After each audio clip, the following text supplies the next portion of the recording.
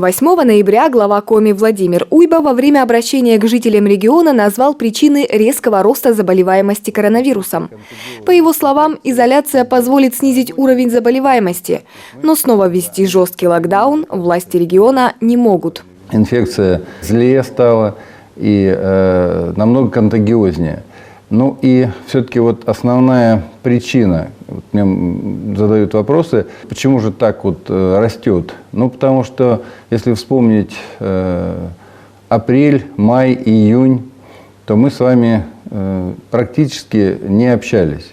Мы практически были разъединены, разобщены, то есть не было общения на работе, не было общения в школах, не было общения в театрах, кино, мы не ходили в крупные супермаркеты, мы практически не передвигались на общественном транспорте.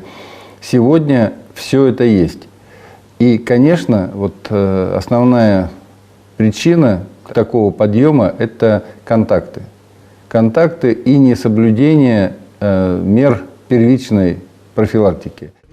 Маски, перчатки, соблюдение дистанции и, главное, лишний раз остаться дома и не выходить на улицу. Вот главные рекомендации медиков на сегодняшний день. Ну как быть пожилым людям, для которых коронавирус особенно опасен? Если нет родных и некому сходить в магазин или в аптеку, как тут самоизолируешься?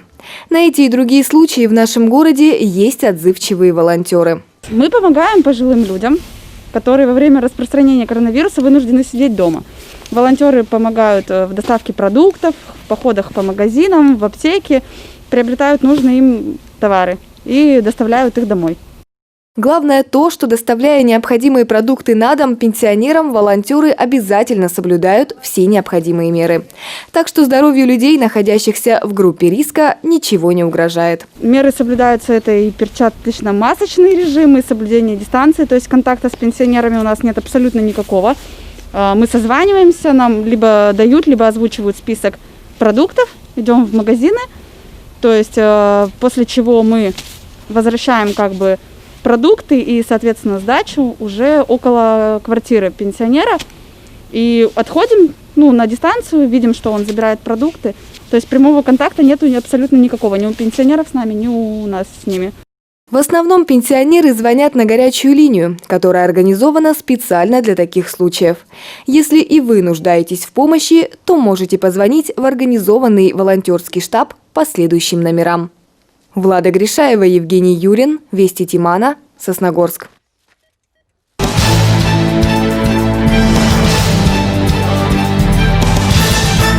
В Республике Коми началось общественное обсуждение проекта территориальной схемы обращения с отходами. С документом можно ознакомиться на сайте регионального министерства природных ресурсов и охраны окружающей среды. При ведомстве создана рабочая группа, которая будет рассматривать предложения и замечания по проекту, которые граждане могут отправить обычной или электронной почтой по адресам, которые указаны на ваших экранах. Кроме того, проект территориальной схемы обращения с отходами в Коми направлен в администрации муниципалитетов, филиалы общественной приемной главы Коми и в Общественную палату республики. Обсуждения продлятся до 10 декабря. Замечания и предложения будут приниматься до 25 ноября.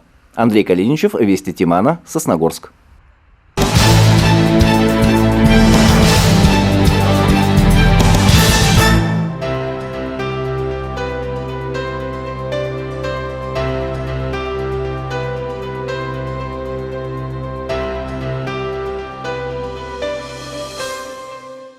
Я родился, это Печорский район, прямо с левой стороны от моста железнодорожный, это поселок Набережный.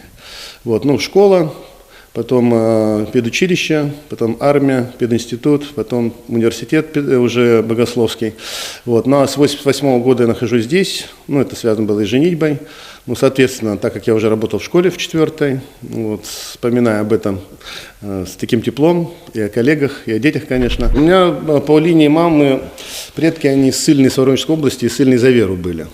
По линии отца есть там даже духовенство, это уже Коми в основном.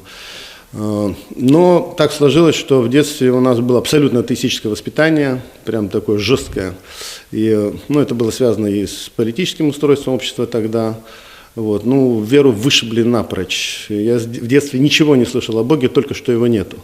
Вот, все было наоборот. Лишь однажды в детстве, я помню, как бабушка у меня молилась, мы были в гостях. Ну и впервые я верующего человека вообще встретил в армии. Вот, до этого прям убежденный атеист. Причем, когда первого человека я неверующего встретил, я даже в армии попросил всю атеистическую литературу, которую назвал нашей, и перечитал ее, но понял, что я очень мало знаю, и все как-то не так.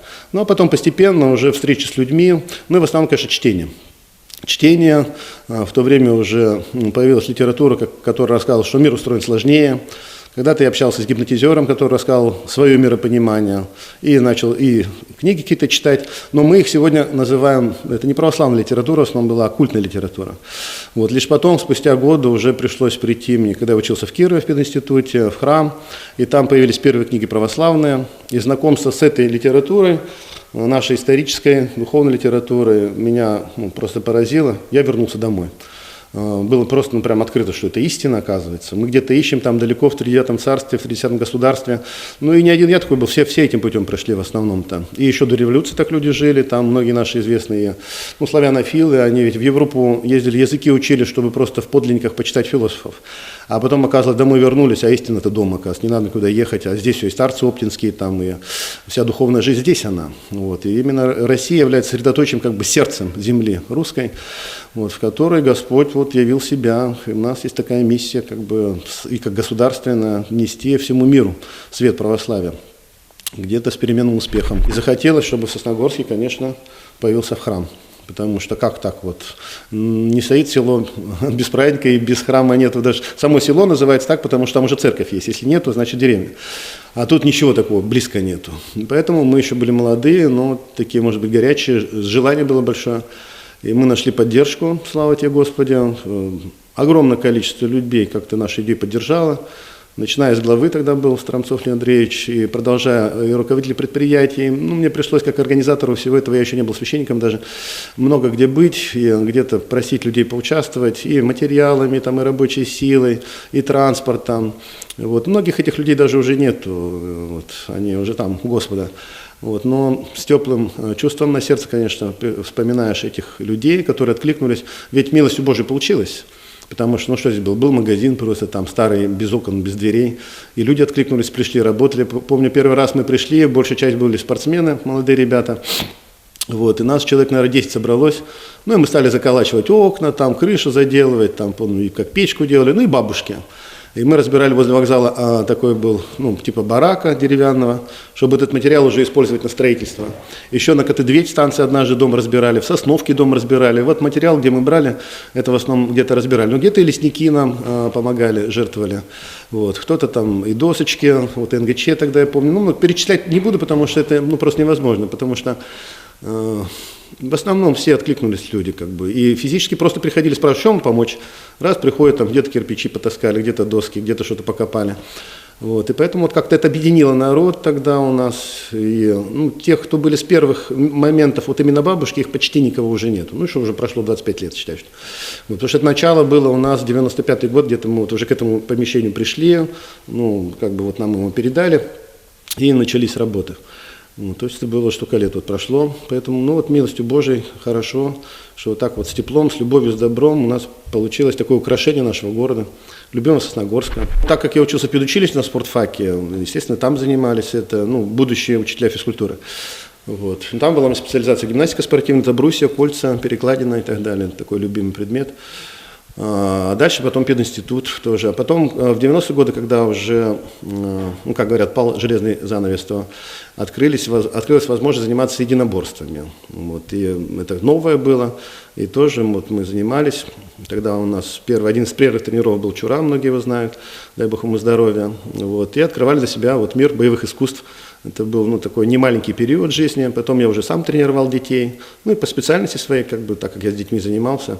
Даже когда одно время я работал в депо вагоном, какой-то период, все равно продолжал тренировать детей. И в этом находили какое-то свое призвание, что ли. Поэтому мы это не закончили. Потом с детьми занимались и где-то на военно-полевых сборах. Сейчас у меня уже нет такой формы, как раньше, я сам показать уже не могу, так скажем, да. Но тем не менее при храме мы продолжаем, две составляющие. Как один тренер сказал, драться научить легко, А ты попробуй человека научить быть благородным, великодушным, ну, чтобы был русский богатырь и добрый. Добрый и сильный – это богатырь, а просто сильный – это никто. Ну, кто там? Тигр тоже сильный, да? Вот. А характеристика русского человека не просто способность защитить. И сила, умение, но и прежде всего, конечно, что там у тебя в душе? Добро, любовь к родине, любовь к ближнему. Тогда это будет достойный человек, защитник Отечества. Вот такая у нас цель. У нас семья была музыкальная, отец играл на гармошке, на балалайке, и как-то вот это вот со стороны отца люди так, ну и со слухом были. Вот, поэтому я с детства играю там, и немножко и на балалайке, на гармошке, ну, на гитаре с детства, потом где-то и в ансамблях играл. Ну а когда уже мы стали как бы заниматься строительством храма, не сразу, иногда человек на время забывает все старое свое, чтобы узнать новое, а потом старая как бы эта закваска, она может и пригодиться в жизни. Ну так и случилось. У нас была молодежь, мы с ними пели, мы ездили в лагеря, это было востребовано, поэтому мы уже учили не только песни, допустим, ну, известные, но и духовные песни. Они стали появляться. Это творчество, стезя нас заинтересовала. Вот, с детьми мы много ездили, выступали тоже в то время. Ну, а потом уже, как бы, раз у тебя появился опыт, то, ну, и на различных концертах ведь мы участвовали, продолжаем участвовать. У меня были помощники, с кем-то пели там и дуэтом были. Вот когда-то у нас баянисты Басенко, с ними мы тоже бывало ездили. Вот. Ну, а сейчас в основном это как бы я бываю в воинских частях, где для того, чтобы рассказать людям о православии, ну, мне помогает просто. Иногда легче спеть, чем рассказать. О любви больше поют, стихи пишут, а рассказать логически об этом сложно. Также здесь, конечно, есть какая-то логика в нашей вере, но иногда нужно коснуться сердца. А песня, она, минуя ум, иногда может иметь возможность попасть в сердце. Человек успел, он говорит, я теперь понял.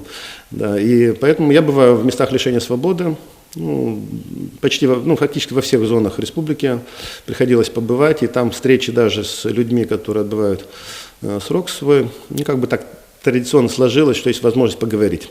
Просто собираются в зал, где-то что-то пою. Вот недавно я был в 3 зонах и в женской колонии. Это была беседа с осужденными. Ну и беседа так вот с песней, потому что и люди слушают и соглашаются с тем, о чем им рассказываешь. Но и главное, чтобы твои мысли стали мыслями этого человека, а в песне это легче. Поэтому да, вот нам песня «Строить и жить» помогает. Господь нам послал сначала 4 дочки, потом 4 сына. Сейчас они уже все большие. Вот, самый младший у нас в 10 классе, вот, остальные уже школу закончили. Кто-то уже замужем, вот, кто-то еще продолжает учиться. Один из сыновей сейчас в армии. Мне кажется, что именно вера помогает человеку сделать правильные выводы в жизни. Если бы, допустим, если я не верил бы в Бога, то я бы не решился на это, и жена бы не решилась. Поэтому на Руси как говорили, Бог даст, Бог прокормит. Вот, поэтому люди в основном чего боятся? А как потом кормить, а как воспитывать, а как одевать, а где? И трудно человеку понять, что, оказывается, это делает все Бог за человека. Он тебе пошлет и работу, и пищу, и все. Как это будет происходить, это иногда непонятно, иногда через людей, иногда как-то по-другому. Вот. Но Господь даст всех прокормить. Ну, понятно, если ты не будешь там под забором валяться и не будешь ничего делать. А если ты трудишься, молишься, то Господь благословит всех. Всех воспитаешь, все получится. И наоборот, это будет часть. Ну, трудно, конечно, трудно. Вот. Чем больше детей, труднее, особенно там супруги. Это же попробуй там всем вкорми, впои, да воспитай.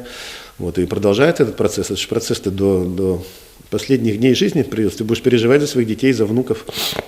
Вот. Но первое время, может быть, трудно решиться, когда... Вот у нас первые 4 девочки было. И уже 2, казалось бы, а потом следующая у нас 2 появилась.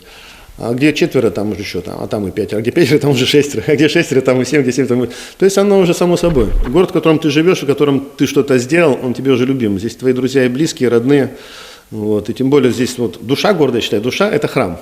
Вот. И нам Господь благословил потрудиться именно в этой стезе. Вот. Поэтому, естественно, и наша душа здесь. Вот. И... Ну, а город мне нравится, что он компактный, небольшой, зеленый, 2 реки, даже 3 там, если считать. И люди, северные люди, они вообще добрые, открытые. Поэтому это твое, мое. Не обязательно говорить за что. Вот, просто оно есть. Ты для себя констатируешь как факт. Вот оно и есть. Мне хорошо в городе, именно в этом городе. Вот. Ну, а жителям города, конечно, счастья, любви, Божьей помощи в делах. И знать то, во что мы крещены. Вот, знать свое сердце. Человек бывает снаружи много чего знает, а внутри себя не знает. Вот иногда заглянуть внутрь себя, Вот, и попросить Бога, чтобы Он приоткрыл эту завесу. А кто я? Для чего я живу? Что будет потом? Вот сегодня у меня отпев был, вчера был отпев, позавчера был отпев. То есть земная жизнь-то она конечна. Вот, поэтому для чего я живу? Главный вопрос. Есть ли жизнь после смерти? Ну, для нас она и есть. Как к этому подготовиться? Как ребенок, чтобы родиться сюда, он должен 9 месяцев пожить в утробе мамы, и у него там сформироваться должно все для этой жизни, и ноги, и руки, и глаза, и уши. Так же здесь мы должны подготовиться для той жизни. И нам, если коротко говорить, открыто, что там царствует любовь. Если ты научишься любить Бога и людей, там ты будешь счастлив. Этому будет мешать грех. Поэтому борьба с грехом, как уклонись от зла и сотвори благо. Вот я желаю всем нам, чтобы мы нашли в себе силы с Божьей помощью уклониться от зла, сотворить благо. Вот и Господь пошлет счастье, любви к Богу, к людям, к стране своей, к городу. Ну и храни Господь всех.